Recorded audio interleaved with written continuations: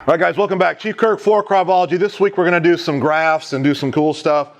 We're going to talk a little bit about geometry, and later on we'll talk about leverage and physics and platforms and all sorts of stuff if you stay with us through the next several videos. But today we're talking about this concept of the Krav Maga principles, which is part of the genius of Krav Maga.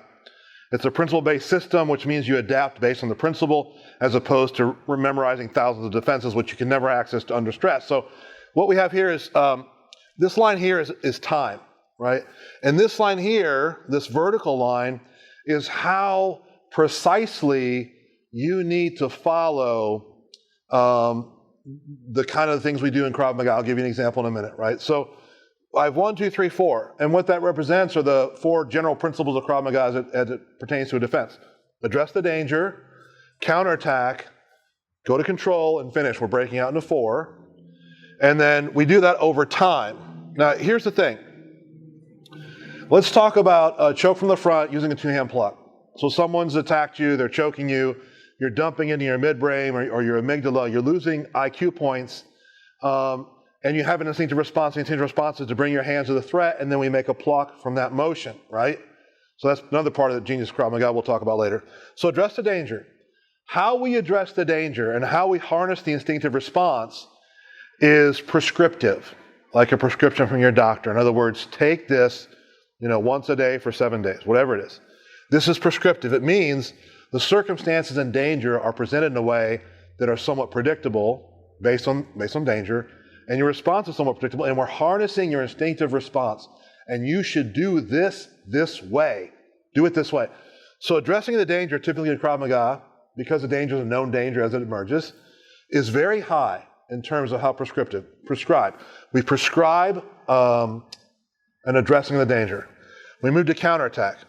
When you move to counterattack, based on the way that you've dealt, like plucking, dealt with the danger, there are some predictive qualities around what comes next, right? So there will be certain weapons that are more available to you than others through a predicted or a potential or a probability in terms of angle and distance.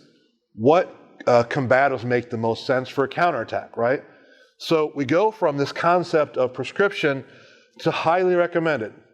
I highly recommend if you pluck and stomp that you use the kick as your initial counterattack. And the reason is that's what's available, and that's what the body coordination, right?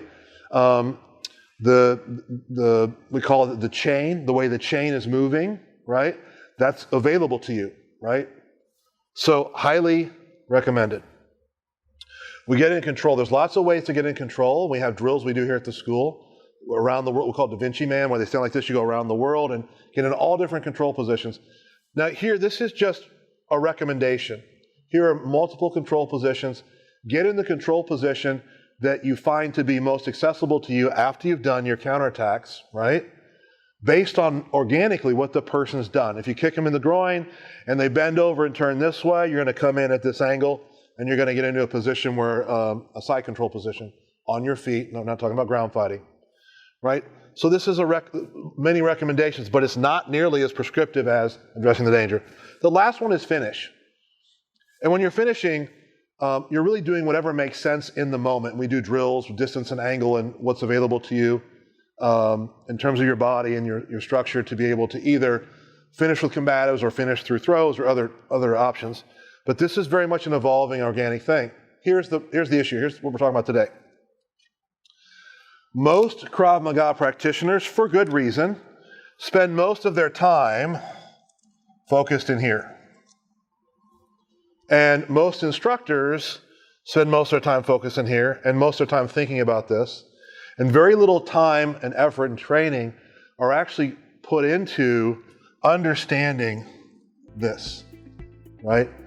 So what that is what happens when I'm in control, I'm trying to finish, and something goes wrong, right? At the end of the day, when something goes wrong, you have to have the capacity to be able to take a small list of mitigating actions and apply them to a huge list of potential issues that are created because something's gone wrong.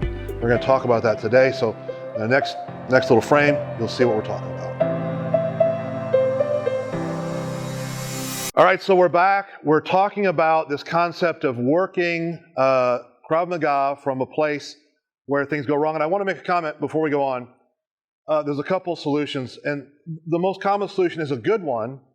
The most common solution is just be real aggressive, right? So whenever there's a valley, and the valley represents something's gone wrong, or there's a lack of knowledge in what to do, never freeze, just get really aggressive. Make your combatives just go ballistic. That's what most people do. That's what all the people teach. They never teach past that. All right, so that's what we're talking about today. So James is in. He's going to step on over here. He's going to do what we call a Da Vinci Man. And you'll notice that I'm getting into control, right? So I may be in control here at the bicep. And as I'm in control at the bicep, I can slide down to the wrist, right? And there's multiple things we can do in what we call Da Vinci Man. If you want to see that, do the search box, go to Da Vinci, you'll find the whole around the world concept. But I'm in this position. Let's say I'm in that position and I'm making control, right? So I'm in, and let's say he has a knife. If he pulls his hand away from me here, what most people will do is go ahead and pull away.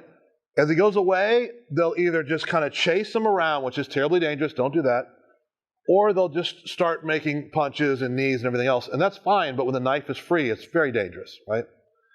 So mitigating action in this, where we're in finishing mode, really is more important, at least in my view, when there's a weapon involved, right? Because there's additional danger to focus on. So the hand goes away. I have to know that I can pull with this hand, pull him in, and I'm going to drive my shoulder forward towards the top of his forearm. I'm going to chase the hand down my body with my shoulder, and I'm going to close that distance so he can't even bend the elbow and bring the knife in. So as the hand goes away, I know I'm doing this. I'm coming in tight. I'm going to get to the back of the elbow and slide down or roll the elbow into control one of these two positions, right? From this position, if I need to change sides, let's see how I can do this. Let's move this way a little bit. If I need to change sides, I can pass. So I make a ramp with his hand. I bring it around back towards his hip. I'm tapping the arm, right, to make sure that it doesn't come back to me on this ramp here. And I'm sliding in, making control on this side. Now I've got control on this side, right? And I can come to here, and I can come to here, right? I can come back through, tap, go to here, slide, come to here, come back up. Make these different control positions. And the point of this isn't to just flip around and fool around with control. The point of this is to understand if I need to change sides in control for any number of reasons, or if the hand gets away from me in control. I have experienced that before, and I have a small basket of mitigating actions, interventions that are really powerful in helping me to deal with a person when there's substantial risk associated with making combatives with a weapon free, right? So think knife or edge weapon, think handgun, even think long gun. So what I want to invite you to do today is to think about the principles of Krav Maga.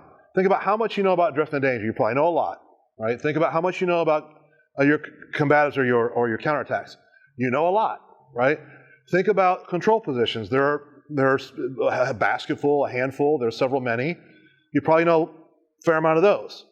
Think about what you know to do when you're in a control position and you're finishing and something goes wrong, right?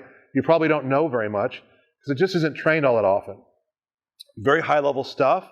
You need to start at the beginning, work to the back. But if you're in that place, start thinking about this. It could save your life, right? So the best way to do is to work from control, think about what could go wrong, and do I have a mitigating action that can address a number of different issues, right? So that's it for this week. Next week, we're going to have a really cool video planned, so don't miss it. This week's video was cool, I think. Do you think it was cool? Tell them how cool it was. It was awesome. Amazing. It was amazing and cool. I hope this helps you. I hope you walk in peace. Stay safe. Like the video, subscribe, do the things you're supposed to do on social media, and we'll see you next week.